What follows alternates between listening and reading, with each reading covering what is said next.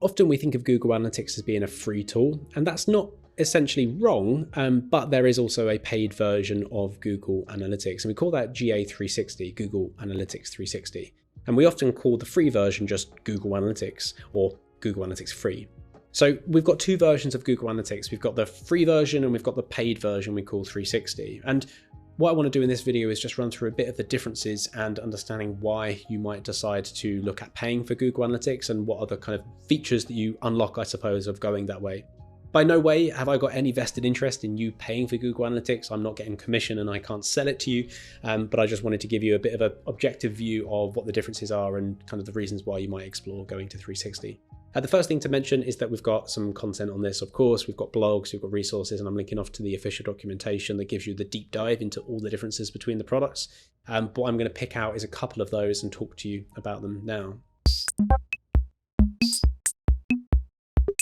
So the first thing to note is that Google Analytics 360 is the paid version of Google Analytics, and often a lot of people don't realize there is actually a paid version of Google Analytics. And the way I like to explain it is that Google Analytics is a paid for enterprise level tool, and that they have a free tier, they have a free version.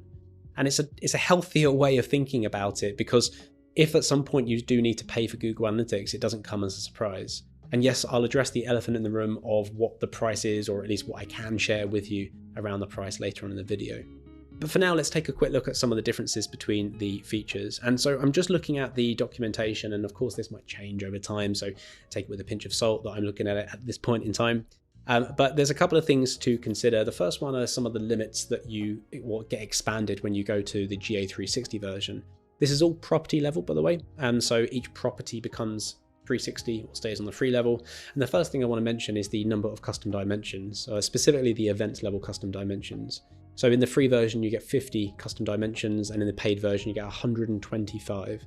And so over double. And you might think that 50 is a big number to begin with, but as you go through and you set up a lot of events and event parameters and you start burning through that 50 quite quickly, especially if you've got multiple websites, Android apps and iOS apps all going into the same property. Remember, this is a shared property level setting, not an individual data stream level setting.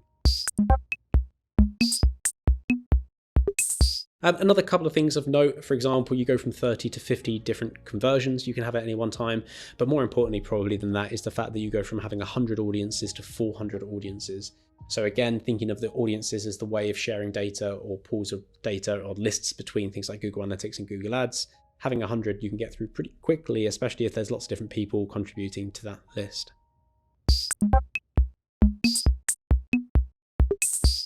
The one big one that actually is worth going into in a little bit, but I'll link off to a really interesting podcast episode and blog about this as well to go into the weeds a bit. But when you use the API, the Google Analytics for Data API, so this is when you're pulling data outside of Google Analytics and you're using it in something like Looker Studio, Power BI, Tableau, those kind of tools. There's actually something called the API quotas.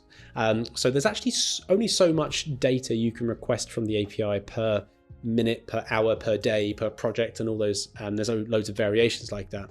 And so when you go from the free version that's quite limited, you go to the paid version, you get access to a lot more data more regularly. And so it can be actually there can be a lot of benefit in paying for Google Analytics purely for that aspect alone. And the last thing to mention before jumping into some of the other features is around the BigQuery export. So first thing to say is that the BigQuery export is available to all Google Analytics 4 properties. The limit comes in terms of the number of events you can export per day. And so it's 1 million events per day can be exported to BigQuery on the free version of Google Analytics. And that becomes essentially unlimited on the 360 version of GA. And so you might think, again, 1 million events per day is a lot. And if that's the case, then absolutely fine. You never have to worry about paying for Google Analytics. But some websites, especially as you grow and you've got Android, iOS, websites in there, and it all goes together, and then you're exporting all of that data in one go per day, that can quickly grow to around 1 million or above. And so this could be a big limiting factor, and you might decide you need to pay for GA360. But those are just some of the caps. And again, I'll link off to the documentation there. That's just some of the caps of what kind of increase as you go into the kind of the 360 world. There are some other things though that kind of open up to you. So there's brand new features that are open to you when you go to 360, and possibly the most important one, or the one that's having the biggest impact, is this concept of sub-properties or roll-up properties.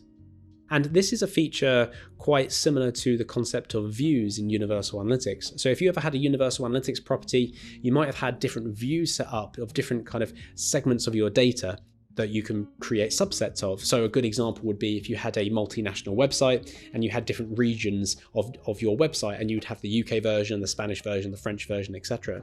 The way you would do that in Universal Analytics is you'd collect all the data into one master property, and you create separate views, which are different filters of the data, just looking at the UK part, the French part, the Spanish part, etc. And so in GA4 you can't do that. There are no views, but they have introduced a very similar concept called sub-properties. And this is now behind a paywall. So this is behind the 360 license. And so if you want to go to GA360, you can in a sense replicate the concept of views in GA4. And now you can have sub-properties. There's also a concept called roll-up properties that work in reverse. That's quite a useful feature. So if you've got lots of different websites and apps and different properties all over the world as set up as separate properties, you can roll them up into one global master property as well. And so it kind of saves a bit of time. If you, rather than adding up all this data outside of GA4, you can have a separate property that has it all added together. So there's a couple of reasons. So first of all, GA360 doesn't fundamentally change the product. There's nothing you kind of fundamentally changes about the tracking, the implementation, the reporting capabilities. What it does do is that it takes some of the limits and expands them. And an important thing to note here is that it doesn't make them unlimited. There are still limits, they're just slightly bigger. And there's no like completely free, completely enterprise unlimited version of Google Analytics 4. It is still just a limited tool. They just kind of increase those limits. You also get access to new features like sub-properties and roll-up properties like I discussed, and I'll link off to some documentation around that as well. So yeah, let's address the reasons of why you might go to GA360 and talk about the price. So the first thing is you might need to use some of these features. You might have more than 1 million daily events coming through to BigQuery, in which case you need to pay for GA360 to get that data stored. And so there are cases where it's just you have to. There's very little choice in the matter. In which case I would suggest that you explore the options of GA360 or other products. You don't have to use Google Analytics. I don't have a vested interest in you going to 360. I can't sell it to you, and I don't make commission. I wish.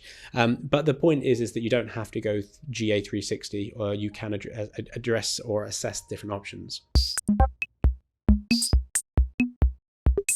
The next thing to talk about is price, and I can't give you the price. I can't give you the pricing calculator either, unfortunately, but just know that it starts from around £5,000 a month and it goes up from there. And so it scales with the more events you collect, the more you pay. The less events you collect, the less you pay, but there is a minimum threshold. So again, ballpark, £5,000 a month upwards. Yeah, so it's a big old jump from nothing to potentially £5,000 a month up. And a really interesting way of thinking about this is a good blog post I've got open here, which I'll put in the description, from Avinash. And I highly suggest following his blog. But Avinash has created this rule, which is called the 10-90 rule. And it might sound quite dramatic, but the idea behind the 10-90 rule is that you invest 10% into the tech, the tools, the software, and then 90% in the people using that technology. So if you are looking to spend £5,000 a month on technology in the 360 license, that doesn't come with anything else. It doesn't come with people. It doesn't come with any better insights. It just comes with higher caps. So in an idealistic world, be prepared to spend £45,000 a month on the people and getting the insights and the value and making the absolute most out of that technology. Again, it sounds like a lot of money and quite dramatic. You don't have to take it as the 90-10 rule, but you can think of it as a 70-30 rule. You can even think of it as a 50-50 rule. But the idea here is spending money on technology like this is not going to create better insights or value for you. It's not going to optimize your media campaigns automatically. That's where the people come in. And so the tool only works as good as the people using it. And so whenever you're investing in technology, think of it as one smaller percentage of the overall cost to make the most of that technology. Anyway, I'm not trying to deter you or put you on or off using this technology. But the whole point, I just wanted to give you a bit of a flavor or an insight into what it all is. What is Google Analytics 360? What are the differences or some of the core differences between the two? Why are some of the reasons you might need to go to 360? And a little sneak peek around the cost and how to think about it.